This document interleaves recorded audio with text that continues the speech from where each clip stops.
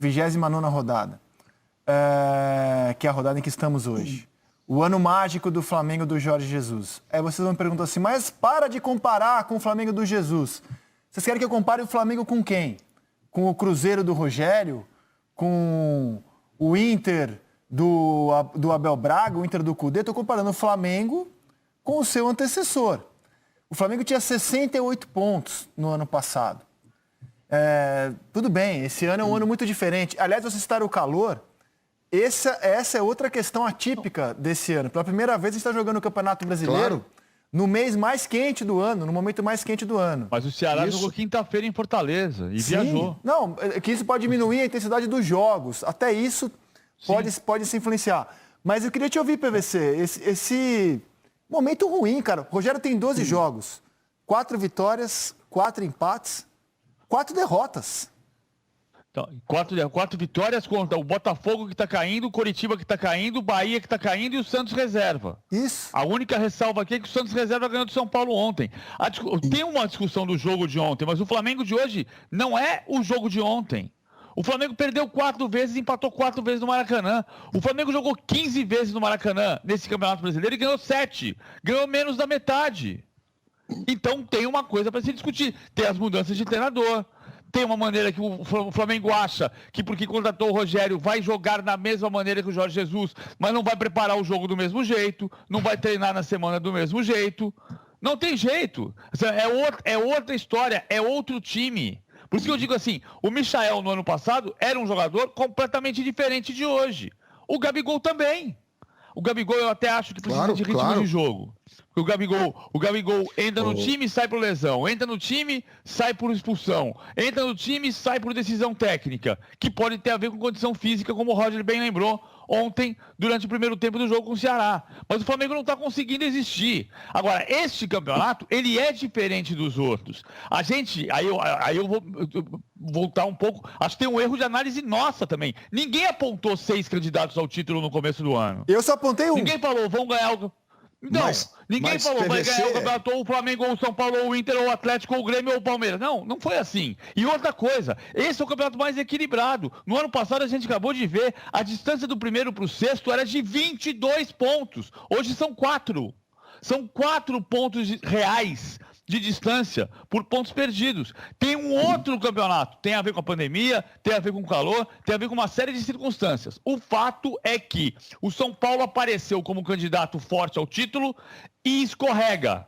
E dá toda a pinta de que pode repetir o que fez o Palmeiras de 2009, que tinha o Muricy, que hoje está perto do Diniz, e que perdeu o campeonato com 12 pontos à frente, faltando 10 rodadas.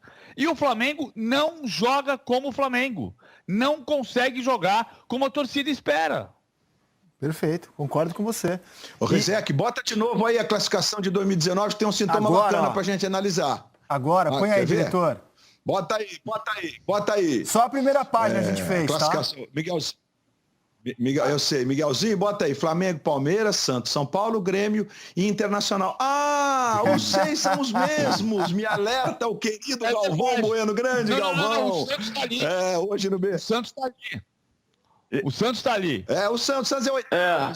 O Santos é oitavo, é verdade. E o Corinthians é sétimo. Mas, e a temporada maravilhosa do Atlético Paranaense, que terminou campeão da Copa do Brasil. É bom a gente lembrar que tinha a Copa do Brasil também. A mudança é o Atlético Mineiro, que era o 13º e entrou ali no bolo. Mas é isso aí, são os times que era o 13º. Mas não estavam pelo título. Sim, não está disputando o título, perfeito. Mas o recorte do Flamengo é muito diferente. Aliás, gente, é bom analisarmos, porque o ano passado nós ouvimos, o futebol é cíclico em qualquer parte do mundo, ainda mais no Brasil, onde as instituições são gigantescas. Então essa história de que o ano passado a gente cansou de ouvir, todos querendo, desse jeito não vai ter graça. Com 800 milhões de faturamento, o Flamengo vai ganhar tudo, todo ano. Tudo. Isso não existe, esqueçam. E dentro do Flamengo teve gente que achou que ia ganhar tudo todo ano. E o projeto do Palmeiras, se bobear, PVC, ele é mais longevo e tão vitorioso quanto o do Flamengo. O Flamengo concentrou tudo no ano passado, né? Os títulos da Libertadores do Brasil. O Palmeiras tem uma Copa do Brasil, 2 brasileiros e provavelmente agora uma final de Libertadores. Isso é muito sério. A partir da conquista da Copa do Brasil de 2015. É um projeto que se consolida. Eu não vou nem colocar a Copa do Brasil de 12 com o Filipão, né, porque é uma situação diferente. História. Aí sim houve... É outra história. Então é importante a gente pontuar de que nós temos projetos vencedores, sim, do ponto de vista financeiro. Mas no Brasil, ainda bem, a gente tem 6 ou 7. E o Atlético sim, se meteu aí nesse meio agora com os R's, como eles chamam lá, né? Enfim, os R's todos, Roberto Menin, enfim. E os caras que estão botando dinheiro no investimento do Atlético, Renato inclusive na nova Salvador, arena que vem aí. Ricardo Nova Guimarães. arena que...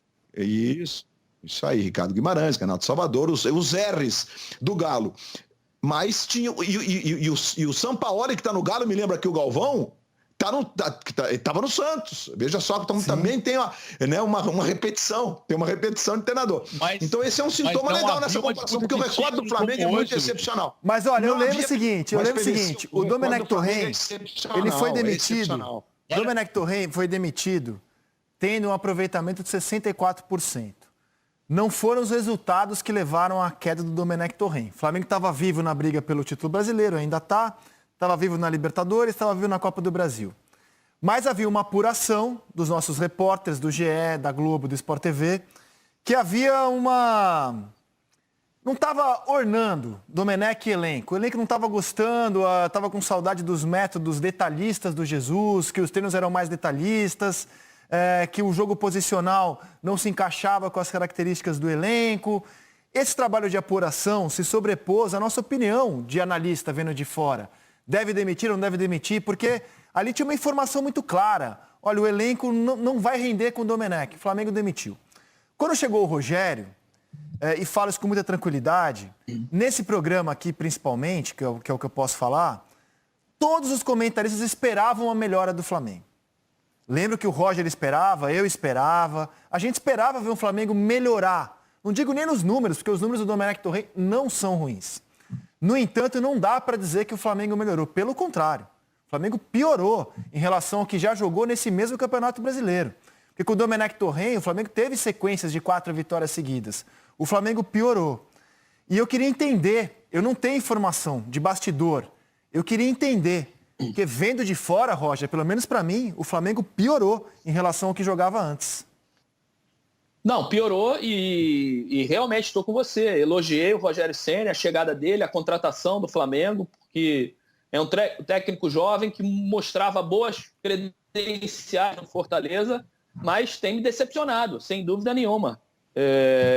Com certas escalações, com o que o Flamengo apresenta, com certas modificações, sem nenhum pudor aqui, eu digo que o Rogério me decepciona hoje como treinador do Flamengo.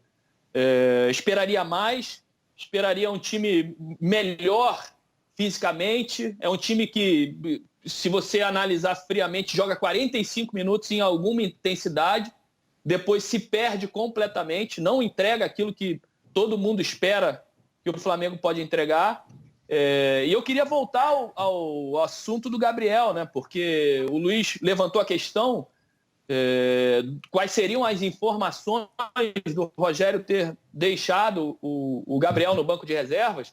E eu conversando com o Eric Faria, que é um dos nossos grandes repórteres e que está sempre dentro das informações do Flamengo, ele me disse que o Gabriel foi uma opção reserva mesmo. Não tinha nenhum problema físico, que era uma opção do Rogério, porque ele analisava de que para o jogo contra o Ceará, pelo Ceará, e aí ele mesmo diz, tá, o Rogério, ele mesmo diz na entrevista coletiva que opta pelo Pedro e pelo Gustavo Henrique, porque o Ceará era muito bom pelo jogo aéreo, que tinha 2 zagueiros altos e que queria botar o Pedro para brigar ali dentro da área para tentar fazer alguma coisa por cima também. Eu já tenho uma opinião ao contrário disso. Se o Ceará tem a sua força defensiva pelo alto, eu vou querer jogar por baixo, eu vou querer um time muito mais leve, um time muito mais de mobilidade, um time que vai jogar com troca de passes rápidos pelo chão para poder incomodar aquilo que o Ceará tem de melhor, que é a bola aérea.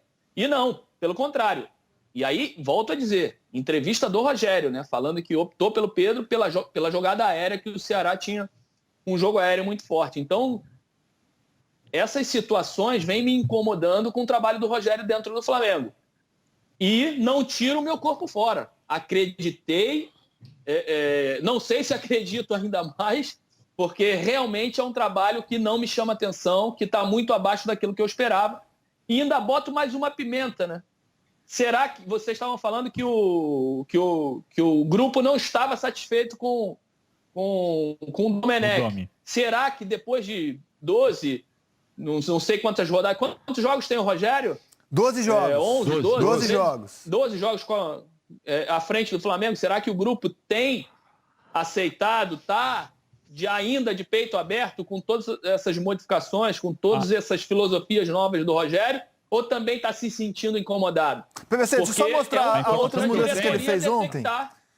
O Rogério, olha, eu vou numa linha que eu sei que vai ser impopular. Porque assim, o Pedro tem números melhores do que o Gabriel no ano e confesso, acho que o Gabriel não está funcionando tão bem. O PVC acha que o Gabriel precisa de ritmo de jogo, é um ótimo argumento, mas eu acho que o Pedro hoje está jogando mais que o Gabriel. Então assim, não me chocou quando eu vi ontem o Gabriel no banco. Confesso que não me chocou quando eu vi.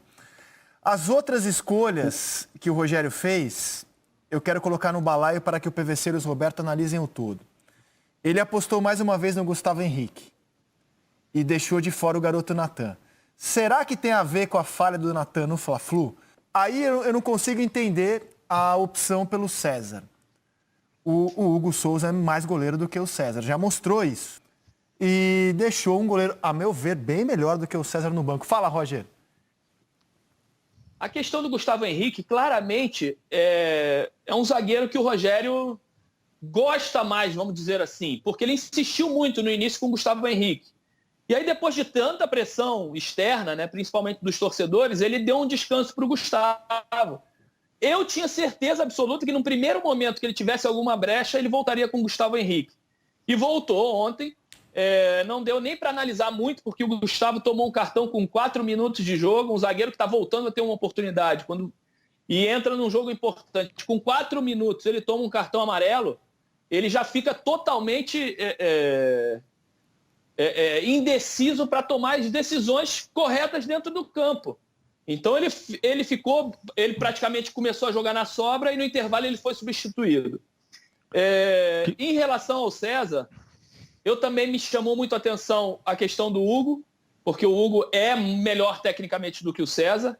E eu só discordo com você que no segundo gol era uma bola difícil, porque passa entre as pernas do Vitinho e ele vê depois e ela dá ainda uma quicada na frente dele, né? Foi bem difícil essa bola.